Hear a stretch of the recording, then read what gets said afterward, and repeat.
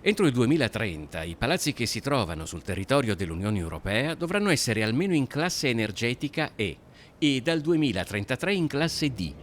La direttiva che approderà al Parlamento europeo la settimana prossima segna un calendario ravvicinatissimo di adeguamento di un patrimonio edilizio che si vorrebbe ad emissione zero entro il 2050. Un piano che però difficilmente potrà essere rispettato in città come Mestre. Qualche anno fa la Fondazione Pellicani aveva eseguito uno studio proprio a riguardo. Mestre sarebbe proprio una città prototipo, tra virgolette, da rottamare, cioè ha un patrimonio molto vetusto, costruito per lo più dal 46 al 71, circa il 70% degli 80.000 alloggi di Mestre, e quindi vuol dire la maggior parte che hanno più di 50 anni, nel periodo in cui si costruiva tanto ma si costruiva male. Ridurre i consumi energetici di edifici datati comporta una serie di interventi piuttosto impegnativi dal punto di vista economico, dalla sostituzione delle caldaie o degli infissi fino ai cosiddetti cappotti termici. Servono strumenti adeguati, incentivi fiscali, ci vorrebbero circa 20.000 euro ad alloggio per mettere a posto quantomeno i circa 9.000 che sono in pessime condizioni,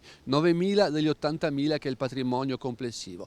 Ecco, è chiaro che il super bonus non ha dato forse gli effetti sperati, anche se ha messo in moto una grande quantità di cantieri, di attività, e ha migliorato la qualità di alcuni alloggi. A questi problemi se ne aggiungono altri se ci si sposta di appena pochi chilometri in un centro urbano soggetto a vincoli di salvaguardia artistica come Venezia.